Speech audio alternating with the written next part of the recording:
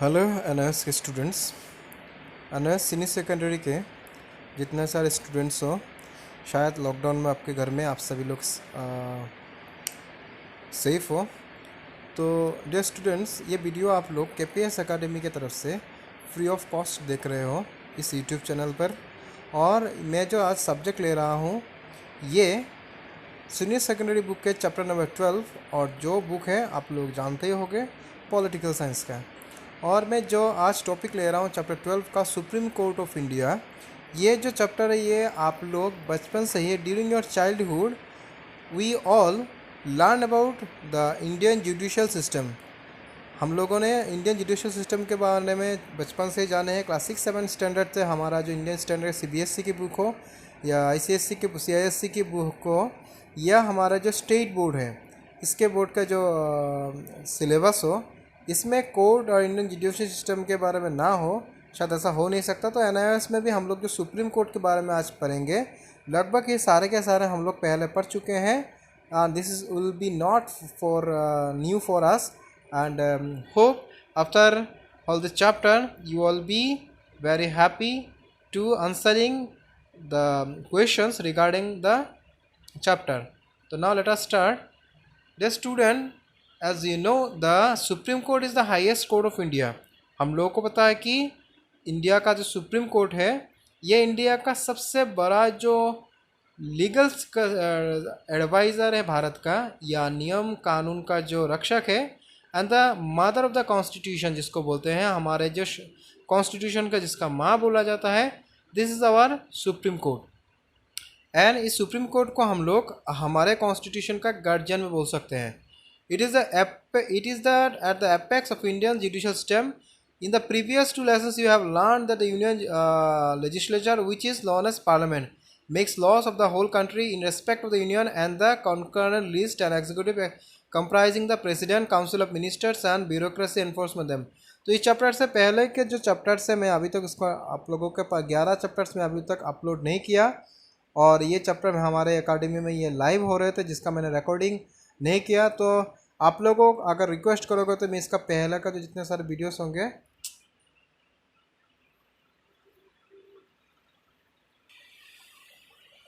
तो हम लोग क्या जानेंगे कि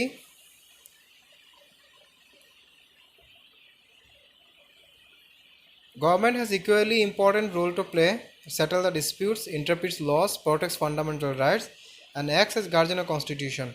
तो हमारे इंडिया में जितने सारे लॉस हम लोगों का हमारे जो पार्लियामेंट से बनते हैं, जो हम लोगों का कुछ लिस्ट, जैसे कि हम लोग का इंडिया का गवर्नमेंट के 2 तरह के पार्लियामेंट्री गवर्नमेंट में 2 टायर ऑफ गवर्नमेंट होते हैं कि union government and state government. तो कुछ कुछ जो इसमें कॉन्करेंट लिस्ट होते हैं, स्टेट लिस्ट होते हैं, यूनियन लिस्ट होते हैं। हर काम को और अपना अपना एरियाज़ को क्या करते हैं, इसमें हर कोई अपना अपना ऑर्गन को संभालता है। तो क्या होता है कि कभी डिस्प्यूट आ जाए स्टेट गवर्नमेंट या यूनियन गवर्नमेंट के बीच, या पावर्स को कोई डिस्प्यूट आ जाए, तो ये सारे पावर्स इस डिस्प्यूट को ख़त्म करने का काम हमारे जो सुप्रीम कोर्ट होते हैं ये सुप्रीम कोर्ट करते हैं। तो इस पेज में आप देख सकते हो सुप्रीम कोर्ट को पिक को। तो देखो हम लोग अभी डिस्कस करेंगे कि single and unified and integrated judicial system.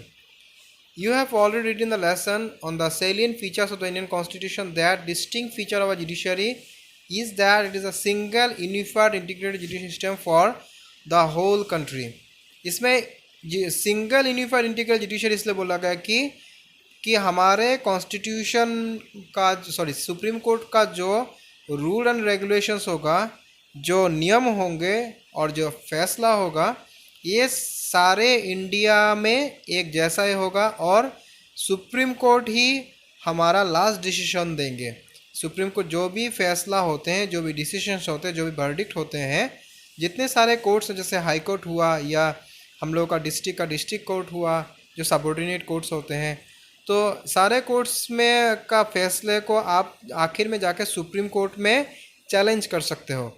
और अगर सुप्रीम कोर्ट ने कोई फैसला दे दिया और ये फैसला आखिरी होगा, इस फैसले को कोई चेंज नहीं कर सकता, एक्सेप्ट किसी को अगर फांसी हुआ हो, पनिशमेंट, डेथ पनिशमेंट मिला हो, इसको खाली हमारे जो भारत के प्रेसिडेंट होते हैं वही किसी को बचा सकते हैं। बट इसके लिए भी बहुत सारा रूल्स एंड रेगुलेशंस को प्रेसिडेंट ऑफ इंडिया को भी फॉलो करना होता है। तो इंडियन जुडिशल सिस्टम में देखो सुप्रीम कोर्ट ऑफ इंडिया सबसे ऊपर, फिर देखिए आप लोग देख सकते हो स्क्रीन में स्टेट हाई कोर्ट, और सबसे नीचे है, आप लोग देख सकते हो सबसे नीचे है सबऑर्डिनेट कोर्ट्स और लोअर कोर्ट, जो हमारे डिस्ट्रिक्ट्स में जो होते हैं डिस्ट्रिक्ट कोर्ट्स। आपके ही जो ज़िले हैं, डिस्ट्रिक्ट है, वहाँ पर जो कोर्ट होंगे ये हो गए सबऑर्डिनेट कोर्ट्स। और हमारे जैसे कि ये वीडियो आप लोग असम से देख रहे हो, तो हमारा नॉर्थ ईस्ट के जो कोर्ट एक ही हैं, शायद इसको बोलते हैं कि गुवाहाटी हाई कोर्ट। सारा नॉर्थ ईस्ट का जो अरुणाचल प्रदेश हो, असम हो, त्रिपुरा हो, हम लोगों का एक ही कोर्ट है, जो क्या होता है कि गुवाहाटी का हाई कोर्ट। इस तरह से आप जिस स्टेट से भी बिलोंग करते होगे, आप लोगों का भी कोई हाई कोर्ट होगा।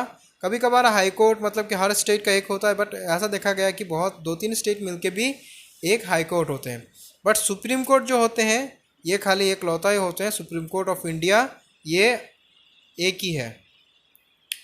तो हम लोग जानेंगे अभी सुप्रीम कोर्ट के बारे में। सुप्रीम कोर्ट क्या होता है, देखो, the supreme court is the highest judicial authority of India. India का जो हाईएस्ट जुडिशियल होता है इसको बोलते हैं, ये होता है हमारा supreme court. Is consist of the chief justice and 25 other जजेस। तो इसमें क्या होता है कि हमारे एक चीफ जस्टिस रहेंगे और 25 अदर जज, एक जज का बेंच है। द पार्लियामेंट में इंक्रीज द नंबर ऑफ जजेस if it is deemed necessary. हमारा पार्लियामेंट जो है, सुप्रीम कोर्ट का जजेस जो है वो भी और भी बढ़ा सकते हैं। To begin with beside the chief justice there were only 7 other judges. The parliament has increased the number of judges from time to time. On 2005 there are 25 judges besides the chief justice, who is called the chief justice of India. The chief justice and the judges of Supreme Court are appointed by the president of India. तो India का जो president होते हैं ये chief justice को appoint करते हैं। While appointing the chief justice, the president is constitutionally required to consult such other judges of the Supreme Court as the deems proper, but outgoing chief justice is always consulted.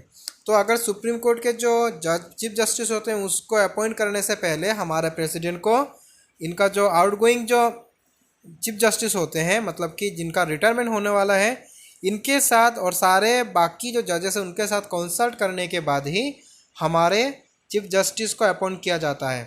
The president is bound to consult chief justice and other senior जजेस if he deems proper. Whenever there is a vacancy or likely vacancy Supreme Court, the Chief Justice and 4 other senior most judges consider various names and recommend the names of the persons to be appointed judges of the Supreme Court.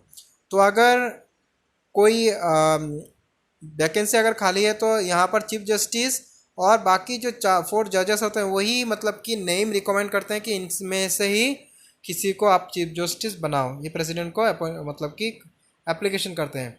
तो chief justice बनने के लिए आप लोग देखोगे qualification, tenure, removal क्या, removal and जजेस, कहता है रिमूवल ऑफ जजेस क्या क्या होता है। देखो, a person is qualified for appointment as जजेस only if he is citizen of India, and second is that he or she for last 5 years जजेस हाई कोर्ट। किसी हाई कोर्ट का 5 years का जजमेंट और जज का उनका एक्सपीरियंस होना होगा, और 2 or more than 2 such courts, और इससे भी ज़्यादा 2-3 कोर्ट का भी उनका एक्सपीरियंस होना होगा। He has been the at least 10 years an advocate of high court or of 2 or more than 2 such courts. अगर हाई कोर्ट से 10 साल का उनका एक्सपीरियंस है या इससे 2-3 कोर्ट का उनका बाद 10 साल का एक्सपीरियंस है, तो भी ये इंडिया के जो चीफ जस्टिस है इसमें जा सकते हैं, ही जजेस में जा सकते हैं। He she is the opinion of president the distinguished jurist. तो आखिर में जो फैसला होंगे ये प्रेसिडेंट का होंगे, प्रेसिडेंट किनको चुनेंगे। The justice of India and other जजेस of supreme court hold office till they are attain the age of 65 years।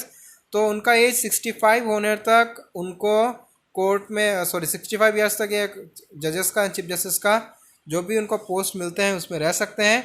65 as के बाद उनका रिटायरमेंट हो जाता है। तो सुप्रीम कोर्ट के बारे में, supreme court is a court of record. It has 2 implications. All its decisions and judgment are cited as precedent in all courts of country. They have the force of law and are binding the all lower courts and indeed the High Court. As a court of record, the Supreme Court has even sent a person to jail who may have committed contempt of the court. तो supreme court जो होता है इसको record of the court व जितने सारे subordinate court and high court है उसका रिकॉर्ड सुप्रीम कोर्ट रखते हैं। And the supreme court can even send a person to jail, किसी को भी जेल में सकते हो contempt of the court court का अगर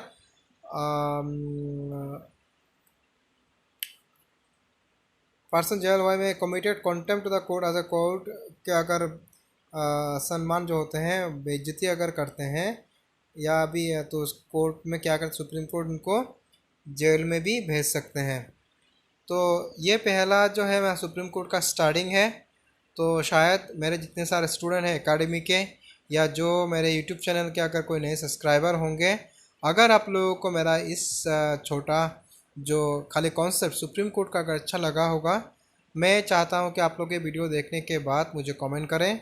और अगर इसके पीछे भी आपको वीडियो, इसके ऊपर अगर फुल वीडियो आपको चाहिए तो मुझे कमेंट करें, मैं इसके ऊपर फुल वीडियो भी नेक्स्ट डे बनाऊंगा।